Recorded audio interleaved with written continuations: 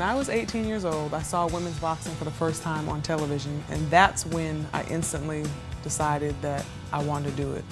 At that moment, I felt like, how did I not know that women boxed up until now? And I just knew that it was something that I'd be good at.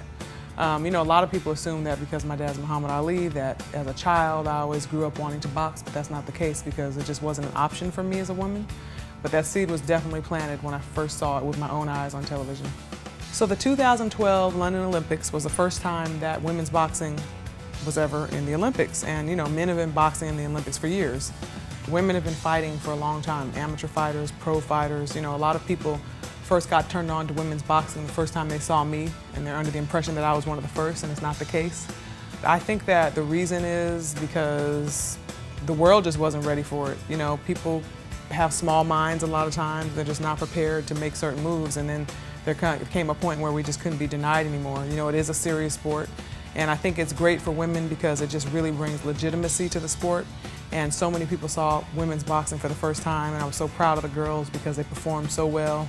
And that's what you want. You want people to see it and have a good experience and like what they see. You know, some people are not going to feel comfortable with it, boxing at all, whether it's men or women, that's fine. You know, it's not my job to try to convince anybody of what they should or shouldn't like.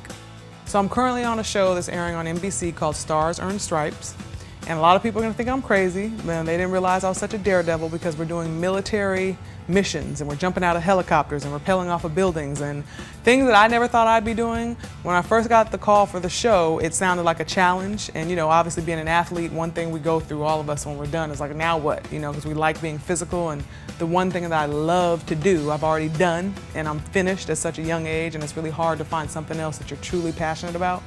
So it was just an opportunity for me to get out there, be active, be competitive, and it's a lot of fun. I think people are going to enjoy the show.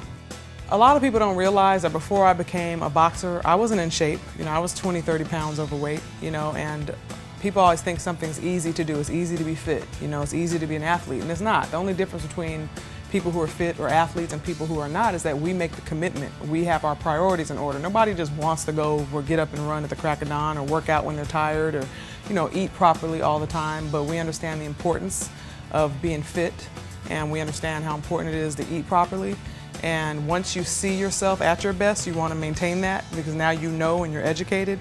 So a lot of what I've learned through boxing and being an athlete is how to be fit, how to take care of myself, because in order to be the best, you have to put the best foods in your body. You have to get rest. You know, you have to respect your body, and you have to do the hard work that it takes. That's something that I'm passionate about, and I definitely want to continue doing more of it.